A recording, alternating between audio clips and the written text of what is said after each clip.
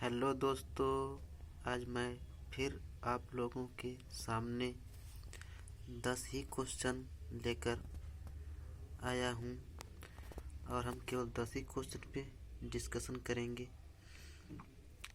मैंने 20 क्वेश्चन तक आपको सॉल्व करा चुका था। आज हम 21 नंबर से स्टार्ट करेंगे और 21 नंबर का जो क्वेश्चन है उसका हम आंसर आप लोगों से कमेंट करने के लिए बोला था। और आज हम देखेंगे 21 नंबर का क्वेश्चन। 21 नंबर में ऑल पॉसिबल वर्ड नामक पुस्तक किसकी है, रचना किसकी रचना है। तो आप देखेंगे ऑल पॉसिबल वर्ड नामक पुस्तक जेम्स द्वारा लिखी गई है और जेम्स की कृति है। अब देखेंगे कुछ इसके तथ्य, जैसे कि ईसा बोमेन प्रसिद्ध अमेरिकी भूगोलवेत्ता है। ये प्रारंभ में निश्चयवादी थे, बाद में संभववाद के समर्थक हो गए। इनकी प्रमुख कृति है ऑन फॉरेस्ट फिजियोग्राफी और सेकंड पुस्तक है the geography of central Indies और तीसरी पुस्तक है the new word problem in political geography और चौथी पुस्तक है डेजर्ट ट्रायल्स ऑफ एटकम। पांचवा पुस्तक है द पॉनियर फिंगर और 22 नंबर का क्वेश्चन देख सकते हैं। 22 नंबर के क्वेश्चन में कहा गया है कि भूगोल एक क्षेत्र विवरणीय विज्ञान है, यह कथन किसका है। भूगोल एक क्षेत्र विवरणीय विज्ञान है, यह कथन किसका है। अब जैसे कि देख सकते हैं ये कथन ए हेटनर का है। भूगोल एक क्षेत्र विवरणीय विज्ञान है, यह कथन अल्फ्रेड हेटनर का है। इन्होंने लेवरकुंडे नामक शब्द का प्रयोग किया जिसका अर्थ होता है पृथ्वी के सतह का क्षेत्र वर्णीय विज्ञान। उनकी कृति देख लेंगे हम। कोलंबियन एंडीज की यात्रा, फिर यूरोप का प्रादेशिक भूगोल, फिर तुलनात्मक प्रादेशिक भूगोल। अब देखेंगे हम क्वेश्चन नंबर 23 में कहा गया है निम्नलिखित में किस विद्वान ने प्रत्यक्षवाद के प्रसंग को प्रतिपादित किया। इसका उत्तर देखेंगे हम। ए ऑगस्ट काम्टे। जैसा कि आप देख सकते हैं विज्ञान को प्रत्यक्ष अनुभव से जोड़ने का प्रयास किया। विज्ञान को प्रत्यक्ष अनुभव से जोड़ने का प्रयास ही प्रत्यक्षवाद कहलाता है। ऐतिहासिक दृष्टि से प्रत्यक्षवाद की संकल्पना फ्रांस की क्रांति के पश्चात ऑगस्ट काम्टे द्वारा 1833 ईस्वी में प्रस्तुत की गई थी। अब देखेंगे हम 24 नंबर का क्वेश्चन। 24 नंबर का क्वेश्चन कहा गया है भूगोल पृथ्वी तल के भिन्नतापूर्ण स्वरूप का यथार्थ क्रमबद्ध एवं तर्कसंगत वर्णन एवं व्याख्या से संबंधित है, यह कथन किसका है। यह कथन देखते हैं उसका उत्तर। अब यह कथन रिचर्ड हडसन द्वारा दिया गया है।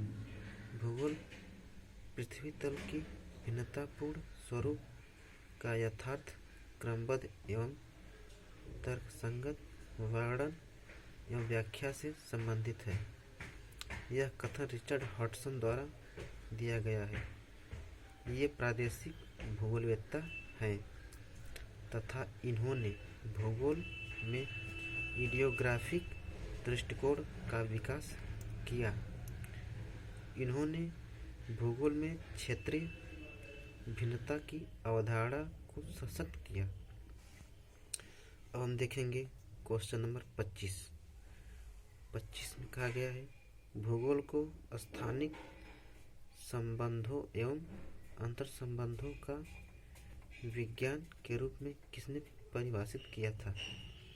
इसका उत्तर होना चाहिए डब्ल्यू बुंगी। अब देखेंगे इसका उत्तर क्या है।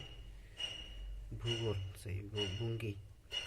भूगोल को स्थानिक संबंधों एवं अंतर संबंधों का विज्ञान के रूप में परिभाषित डब्ल्यू बुंगी ने किया था।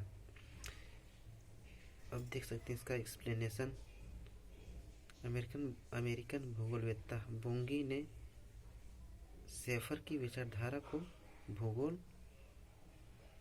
स्थानिक संबंधों का विज्ञान है को विकसित किया तथा ज्यामिति तथा गणितीय को भूगोल की भाषा माना। बुंगी ने एक्सप्लोटेटिव मॉडल का विकास किया। इनकी प्रमुख कृति क्रम से है सैद्धांतिक भूगोल यानी कि थियोरेटिकल ज्योग्राफी। क्वेश्चन नंबर 26 देखेंगे हम। अब क्वेश्चन नंबर 26 में कहा गया, चारों निम्नलिखित में से 4 भूगोल के चिंतन फलक रहे हैं, उन्हें सही कालानुक्रम पुराने से नए में व्यवस्थित कीजिए और नीचे दिए गए कूट से अपने उत्तर का चयन कीजिए। अब इसका कूट भी देख सकते हैं नीचे हम क्या कूट कहा है। इसका उत्तर दिया है डी।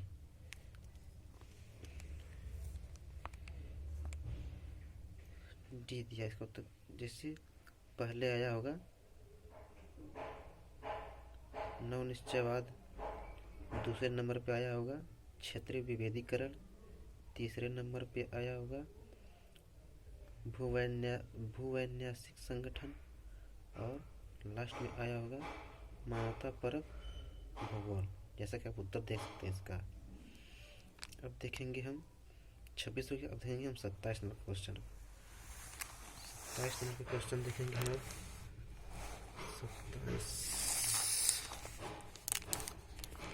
27 नंबर क्वेश्चन देखेंगे हम। इसमें ये कहा है कि निम्नलिखित में से किसने कहा था कि प्राकृतिक दर्शन और नैतिक दर्शन युक्त एक जीवंत इकाई है। अब इसका उत्तर देखेंगे ए, मतलब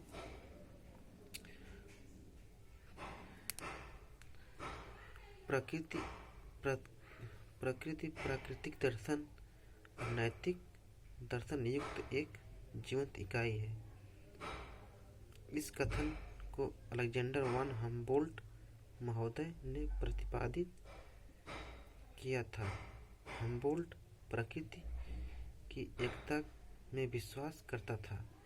इनकी प्रमुख रचना कॉस्मॉस है, जिसे 5 भागों में विभाजित किया गया है। अब जैसा कि हम देख सकते हैं 5 विभाग में कैसे बांटा गया है। कॉस्मॉस एक हो गई मध्य एशिया प्रकृति दिग्दर्शन में बांटा गया है। हम्बोल्ट ने अमेजन तथा ओरनिको नदी के अपवाह तंत्र की खोज की थी। हम्बोल्ट ने कॉस्मोग्राफी शब्द का प्रतिपादन किसने किया था? जैसे क्या ऊपर लिखा गया है हम्बोल्ट ने, तो ज़्यादा चर्चा नहीं करेंगे इस पर हम। इनकी इस कॉस्मोग्राफी शब्द प्रतिपादन और उसे यूरेनोग्राफी और जियोग्राफी में विभाजित हम्बोल्ट ने किया था। कुछ महत्वपूर्ण तथ्य हो सकते हैं। हम्बोल्ट ने ही पहली बार समताप रेखाओं का प्रयोग किया तथा विश्व मानचित्र पर मानचित्र रेखाएं बनाई। हम्बोल्ट को आखिरी महान पॉलीमेथस कहा जाता है। हम्बोल्ट ने क्रमबद्ध अध्ययन को प्रधानता दी। अब देखेंगे 29 नंबर का क्वेश्चन क्या कह रहा है।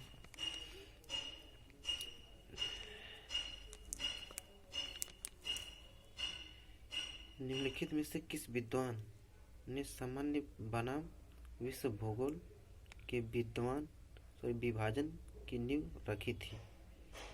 निम्नलिखित में से किस विद्वान ने सामान्य बनाम विश्व भूगोल के विभाजन की नींव रखी थी? इसका तो देख सकते हैं उत्तर हम। बर्नार्ड वारेनियस ने सामान्य बनाम विशेष भूगोल के विभाजन की नींव रखी थी। वारेनियस जर्मन विद्वान थे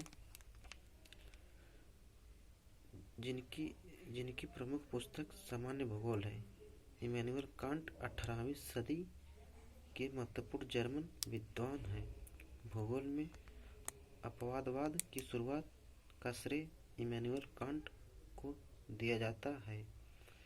इस कारण इन्हें शेफर से अपवादवाद का पिता कहा जाता है। अब देखेंगे क्वेश्चन नंबर 30। क्वेश्चन क्या कह रहा है, जैसे कि देख सकते हैं क्वेश्चन नंबर 30 क्या कह रहा है, मिलान करने की सुमिलित नहीं है। निम्नलिखित में से कौन सा युग्म सही सुमिलित नहीं है? अब देख सकते हैं इसका उत्तर हम option number A. Option number A क्या कह रहा है कि अल मसूदी जो पुस्तक लिखा है वो रूटर एंड रियल्सन नहीं है, वो किसी और ने लिखा है। इसका सही आंसर देख सकते हैं हम अल बरूनी किताब उल हिंद और अल कानून अल मसूदी अल बरूनी लिखा है। बाकी सब सही है, आप देख सकते हैं। अब देख सकते हैं 31 हाइड्रोलिक फ्लॉपी थ्योरी किसने प्रतिपादित की थी? इसका उत्तर हम देख सकते हैं R.E. Horton. Hydraulic floppy theory R.E. Horton द्वारा प्रतिपादित की गई थी। डेविस ने भौगोलिक अपवर्तन की संकल्पना का प्रतिपादन 1899 ईस्वी में किया। डेविस ने अपने भौगोलिक चक्र की संकल्पना में बताया कि स्थलारूप संरचना प्रक्रम तथा समय पर प्रतिफल होता है। अब देखेंगे हम क्वेश्चन नंबर 32। निम्नलिखित में से किस विद्वान ने भूगोल में व्यवहारपरक दृष्टिकोण पर जोर दिया? देखेंगे उत्तर हम इसका बी, किर्क ने भूगोल में व्यवहारपरक दृष्टिकोण पर जोर दिया है। व्यवहारवाद को आचरणवाद भी कहा जाता है। व्यवहारवादी उपागम के निम्नलिखित उद्देश्य हैं, जैसा कि हम देख सकते हैं नीचे। मात्रात्मक क्रांति के माध्यम से विकसित किए गए स्थानिक अवस्थिति सिद्धांत के वैकल्पिक मॉडल को विकसित करना और व्यक्तिनिष्ठ पर्यावरण को परिभाषित करना जो मानव की निर्णय लेने की प्रक्रिया तय करता है। अब देखेंगे हम 33 नंबर क्वेश्चन।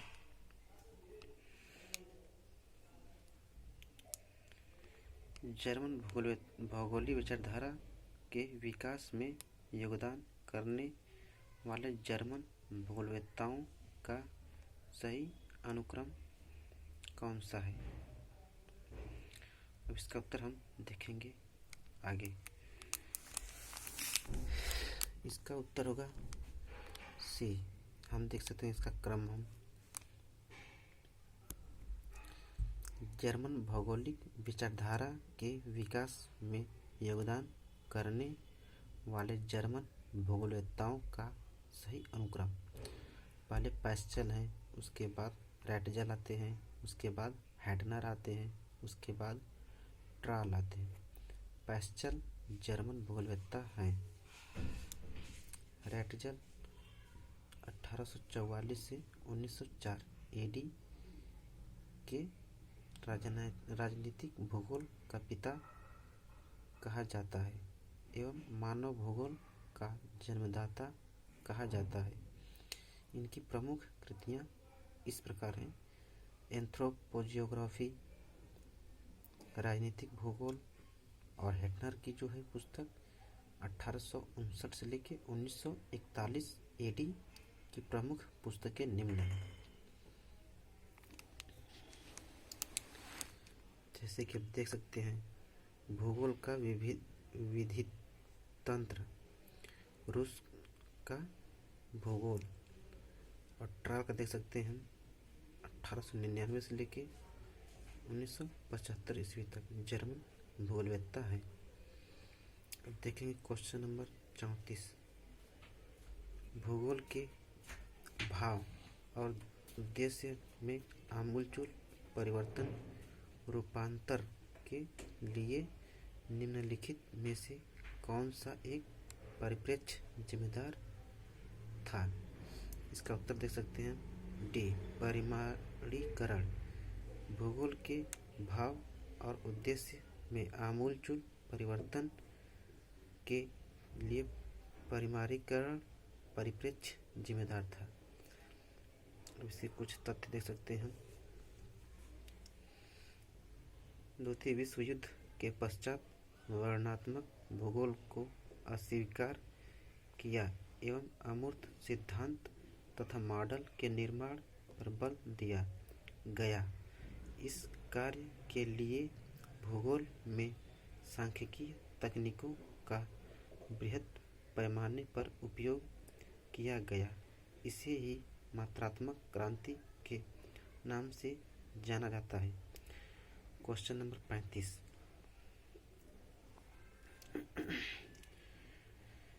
निम्नलिखित में से किसने इस विचार का समर्थन किया था कि राज्य थल से संलग्न एक जीव है? इसका उत्तर हम देख सकते हैं ऑप्शन नंबर ए, यानी कि रैटजल। रैटजल महोदय क्या कहते हैं? लेबेंसराम की संकल्पना सर्वप्रथम रैटजल द्वारा की गई। इसमें इन्होंने राज्य एवं समाज के जीवधारी सिद्धांत की विवेचना की है। रैटजल ने नियतिवाद का भी समर्थन किया है, जिसके अनुसार मनुष्य अपने पर्यावरण पर परिवर्तन करने में समर्थ है। क्वेश्चन नंबर 36 देखेंगे। अब सूची प्रधान को मिलान करिए। अब ये देख सकते हैं मिलान दिया गया है, ये कोट।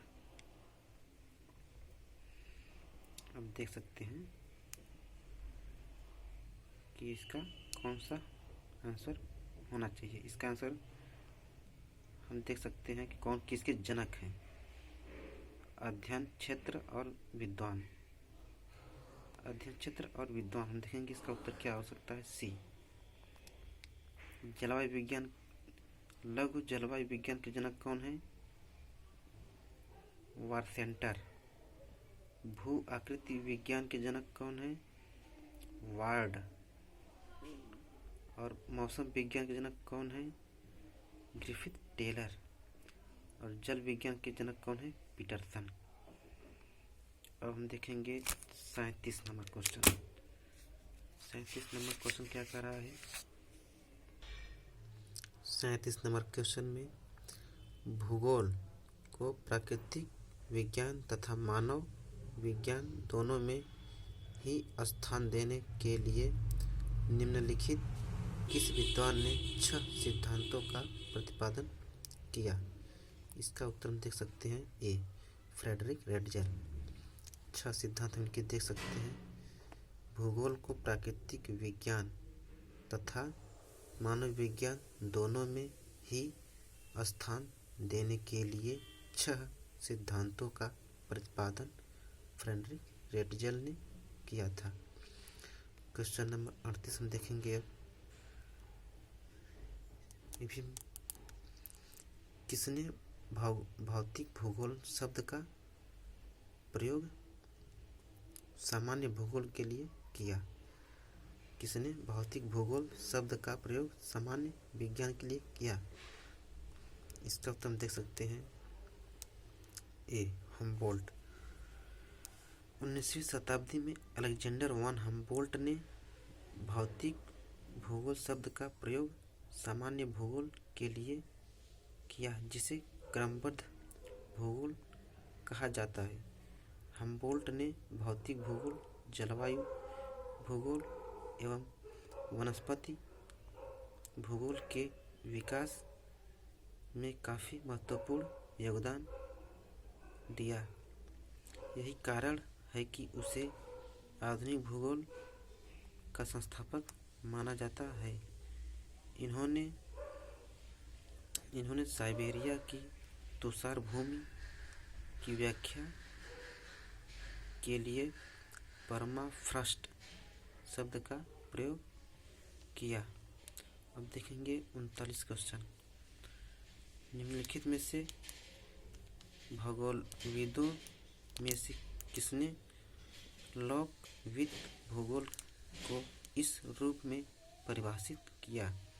कौन व्यक्ति क्या, कहाँ और किस कीमत पर प्राप्त करता है? इसका उत्तर देख सकते हैं आर.जे. बेनेट। आर.जे. बेनेट कहते हैं भूगोल में कौन व्यक्ति क्या, कहाँ और किस कीमत पर प्राप्त करता है, इसका उल्लेख आर.जे. बेनेट ने लोकवित्त भूगोल में किया है। Question number 40। अब इसका आंसर आप लोग कमेंट बॉक्स में कमेंट करेंगे कि इसका उत्तर क्या होगा। हम अब कल मिलते हैं 10 क्वेश्चन के साथ। तब तक के लिए धन्यवाद।